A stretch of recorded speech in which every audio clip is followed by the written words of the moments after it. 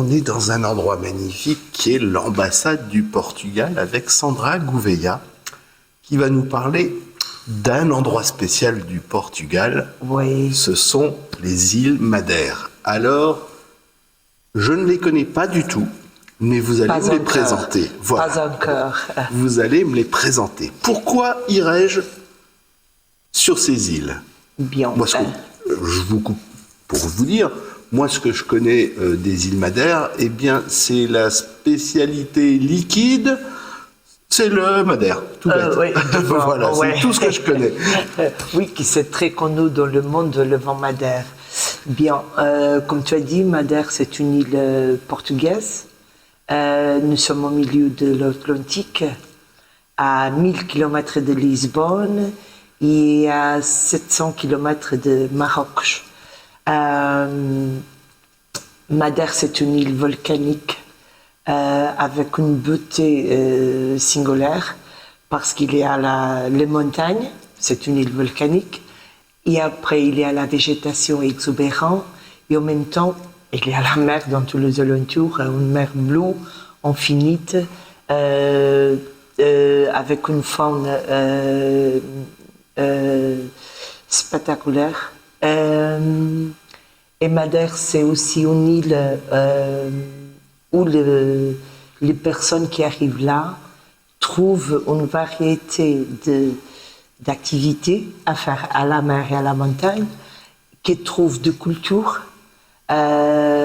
L'île a été découverte au XVe siècle pour le navigateur portugais et pendant le 5 siècles d'histoire, beaucoup de choses à se passer sur l'île et au niveau de culture, on a bien préservé la présence de les colonisateurs portugais et en même temps de toutes les personnes des autres pays qui ont passé pour Madère pendant des siècles.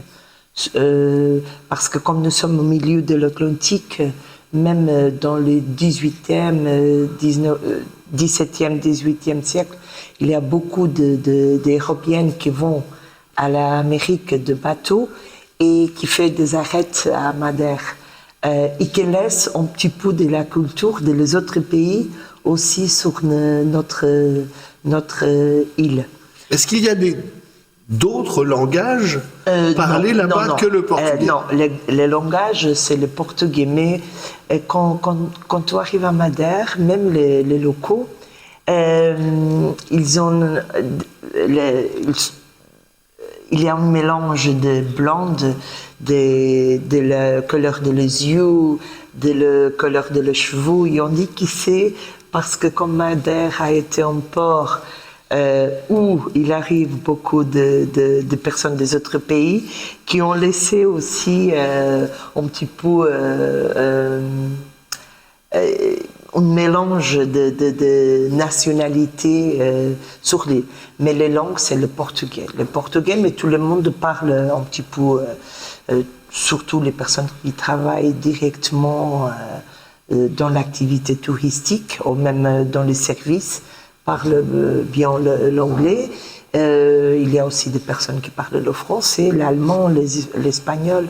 La langue, c'est pas un problème. D'accord. D'accord. Je crois qu'il n'y a pas qu'une seule île à Madère. Non, il y a en total il y a 7 îles, mais avec d'habitants il y a seulement 2, qui c'est Madère et la petite île de Porto Santo. Et dans les mêmes vacances, vous avez la chance de visiter les 2 îles qui sont plus près, mais qui sont complètement différentes. Madère, c'est la plus grande. Avec des grandes montagnes et très vert, comme j'ai dit avant. Et Porto Santo, c'est plus petit, plan, et avec des grandes plages de sable jaune qui sont uniques dans l'Europe. Madère a 742 km², avec 57 km de longueur et 22 de largeur. Et la petite île de Porto Santo a seulement 11 km de longueur et 7 km de largeur. Vous me dites qu'il y a une île où il y a du sable jaune, donc celui qu'on connaît tous. Mais alors, qu'est-ce qu'il y a sur l'île de Madère comme sable? Sable noir. Noir? Noir, oui, parce que comme c'est une île volcanique, les plages sont de sable noir et dégaillé. Il n'y a pas de plage de sable jaune. Il y a, mais ils sont artificiels. Pour se baigner à Madère, il faut aller dans les plages de Gallier ou les plages de sable noir. Et il y a aussi des complexes balnéaires avec des piscines d'eau de la mer et des piscines aussi naturelles qui sont au bord de la mer. Que fait le touriste moyen quand il vient les sur vos touristes, îles? ils faisaient un petit peu de tout. Parce que Madère donne cette possibilité d'être à la montagne et d'être à la mer dans le même jour. Par exemple, vous pouvez arriver sur place, louer une voiture, et après, vous pouvez rester toutefois dans le même hôtel, si vous voulez, louer une voiture, après un bon petit déjeuner de l'hôtel, sortir au matin, aller à la montagne, faire une randonnée au bord de l'Elevadas, qui sont les canaux d'eau qui sont uniques de Madère. On a plus ou moins 2000 km de canaux d'eau sur l'île. Vous pouvez faire le randonnée au bord de cette canaux d'eau, ou même dans le trajet à la montagne. Et après, quand tu finis le promenade, descendre jusqu'au bord de la mer et se baigner dans l'océan, c'est un jour parfait. Après, il y a des activités comme le canyoning, 4x4, VTT. Au niveau de la mer, il y a stand-up paddle, la plongée, le scuba diving. Vous pouvez aussi faire des promenades en bateau, à voir les dolphins et les baleines. Faire une promenade de bateau à la fin de la journée pour voir le coucher de soleil, ou dans le matin aller à la montagne à voir le sunset, le sunrise, le lever de soleil. Oui, le lever de soleil. Après, il y a des téléphériques, il y a les jardins, le plus bel jardin à la ville de Fonchal, le jardin botanique, il y a les musées, il y a la cathédrale, les églises, des caves de vin, c'est très important. Oui, voilà, là j'irai, si j'y vais, je suis sûr d'aller voir ça. Il y a le cave de vin, il y a même de petits propriétaires de vin local, parce que Madère c'est très connu à cause de le vin fortifié, de le vin Madère. Mais il y a maintenant déjà des producteurs qui produisent des vins d'étable, blancs et rouges. Et vous pouvez aussi faire des visites guidées dans les propriétés qui ne sont pas très grands, parce que comme le terrain s'est accidenté, les terrains ne sont pas très grands, mais il y a déjà aussi la production de vin d'étable rouge et blanc sur place. Vous m'avez parlé là de beaucoup d'activités qui concernent plutôt les 18-30 ans.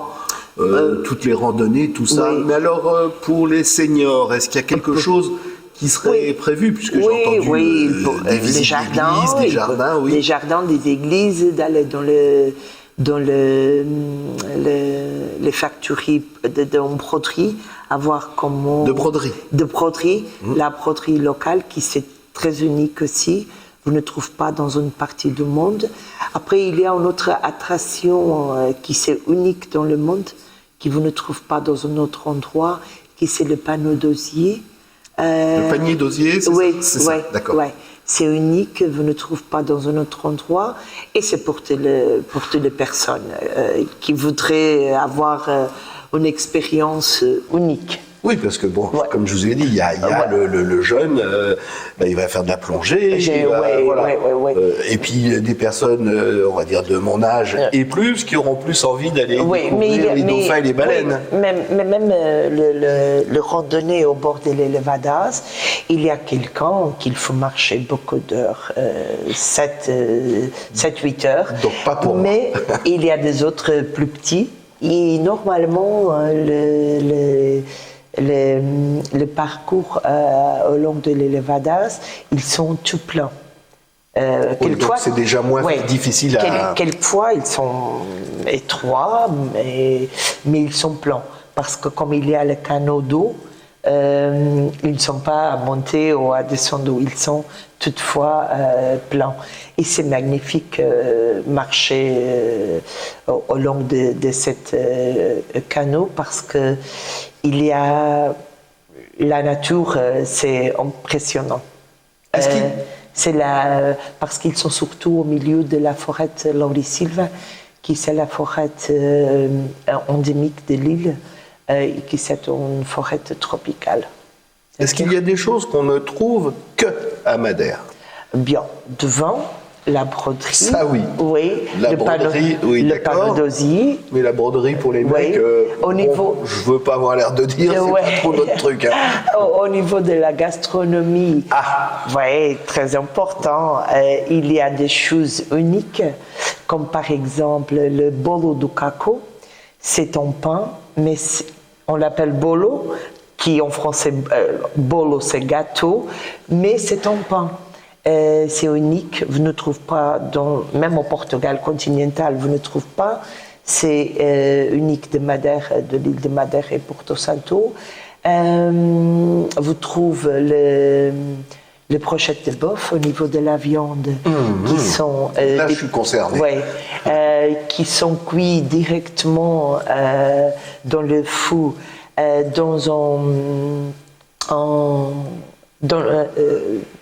Là, je ne peux pas vous aider, je ne vois pas. Dans un papier aluminium. On stick. Oui, sur une brochette. Une brochette, oui, voilà. de laurier, de l'arbre. Oui, d'accord. Qui donne déjà une saveur. Une saveur à la viande. Après, au niveau de le poisson, on a sur l'île un poisson que vous ne trouvez pas aussi, même au Portugal continental, qui c'est l'épée noire. Et qui ressemblerait à quoi au niveau aspect ou texture? C'est un poisson qui n'est-ce pas belle, parce qu'il est long, il est noir, il avait un yeux très grand. Oui, mais quand on l'a dans l'assiette, on ne voit pas les yeux. Mais quand on les mange, c'est doux. Et normalement, la façon plus typique de le préparer, c'est les poissons avec la banane de Madère.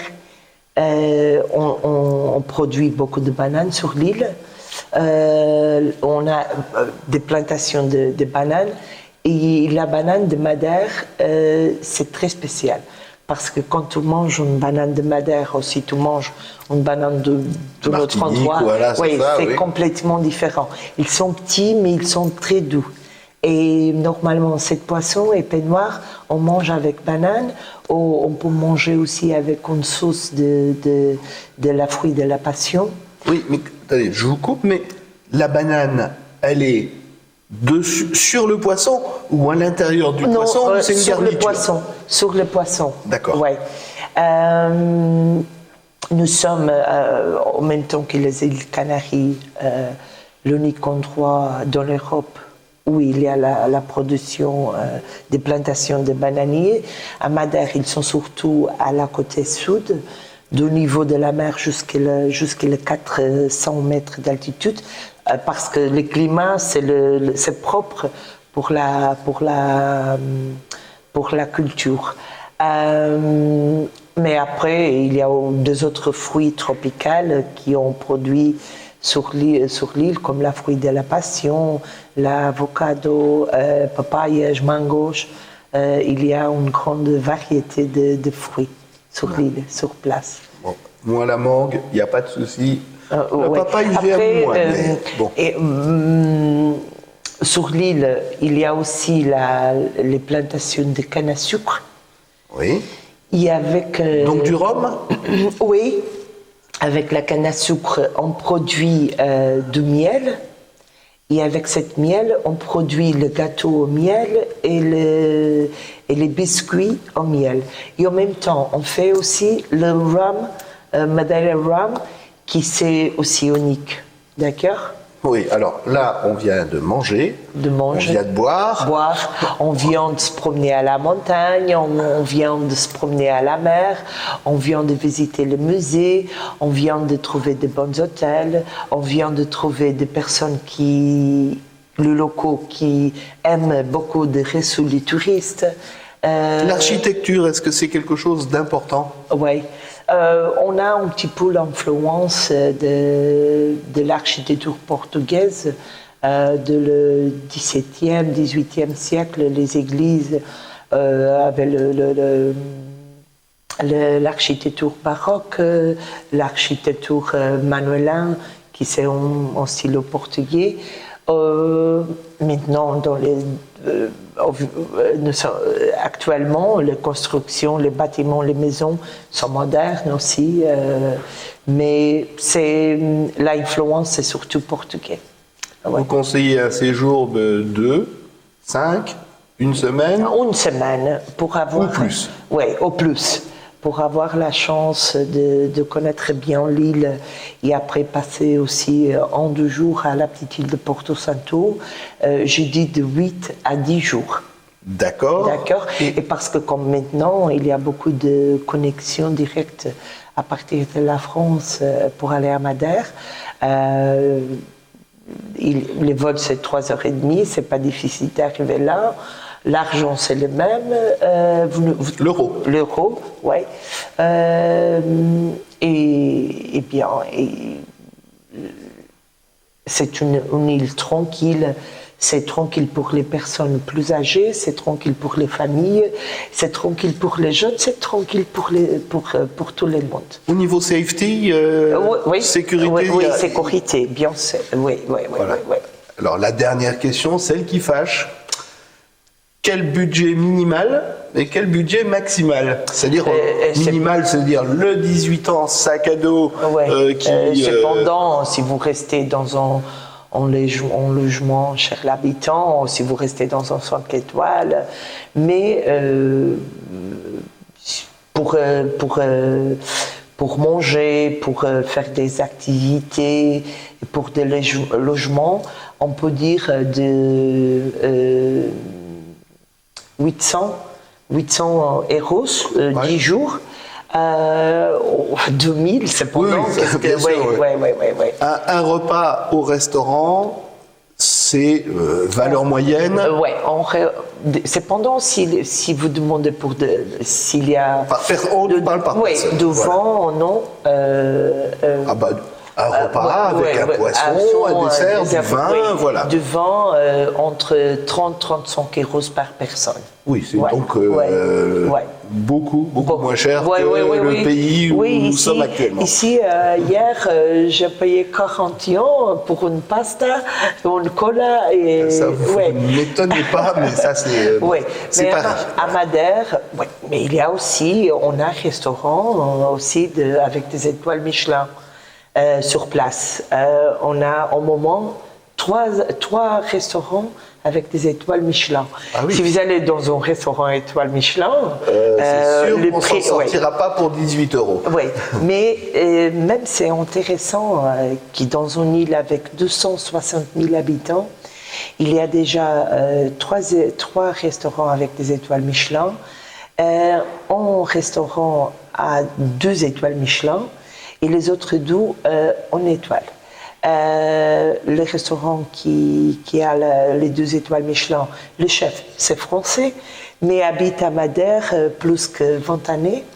Et il utilise surtout les produits madériens dans les restaurants. Les autres 2 restaurants, les chefs sont de Madère.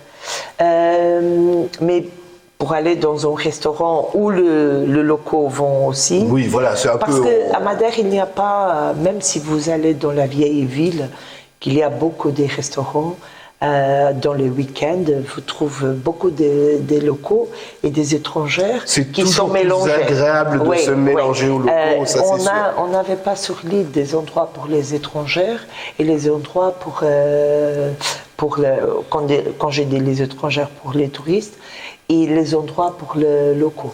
Nous sommes tous mélangés et vous pouvez avoir un bon repas entre 30 et 35 euros avec de vin aussi. Bon, alors on a du vin, on a du Porto, on a trouvé. Oui. Bon, maintenant... on a de bons climats pendant toute l'année. Toute l'année. On a beaucoup de fleurs, surtout dans le printemps. Eh bien, alors il faut visiter l'île. Voilà. D'accord ? Il n'y a pas de saison particulière ou une saison plus chère qu'une autre? Non, normalement l'été c'est un petit peu plus cher Parce qu'il y a que beaucoup l'hiver. plus de monde, voilà. Ou même si vous allez à Madère pendant le festival de la fleur, la fête de la fleur, ou la fin de l'année, ce sont deux périodes où il y a beaucoup de demandes et les prix montent un petit peu. Mais je dis même entre octobre et avril, qui c'est l'époque, on dit la plus calme, le calme, les prix sont très confortables. Oui. Mais Madère, c'est une destination pour toute l'année. D'accord. Et il n'y a pas, pendant toute l'année, il y a des touristes. Et comme on a, par exemple, en février, on a le carnaval, en mai, on a la fête de la fleur, en juin, on a le festival de l'Atlantique, à la fin de la août, début de septembre, il y a la fête de vin, après, à la fin de l'année, il y a le marché de Noël, il y a le feu d'artifice pour la dernière nuit de l'année. Madère, c'est une destination où vous trouvez toutefois quelque chose à voir et de différent. Pour réserver, il y a un endroit spécial, il y a un site spécial, il y a des agences spécialisées ou alors n'importe quelle agence? Non, à Madère, il y a beaucoup d'agences de réceptifs qui travaillent avec le marché français et qui facilement, même ici à la France, il y a des tour opérateurs qui travaillent avec cette agence à Madère, ou même il y a beaucoup de personnes qui peuvent organiser seulement les vacances, acheter des billets d'avion directement à la compagnie et réserver directement dans les sites et les hôtels ou via Booking le logement. Et après, même sur place, quand on arrive à Madère, même dans les hôtels, il y a beaucoup d'informations de les agences ou de les compagnies sur place qui faisaient ce type d'activités et vous pouvez réserver directement avec la compagnie. Mais écoutez, je crois que vous avez tout dit, que ben voilà, je pars demain matin. Oui, pourquoi non, parce que j'ai un petit peu de rendez-vous cette semaine encore. D'accord. Merci beaucoup. Bon, ça a été un plaisir pour moi de parler avec vous. Très bien. Merci.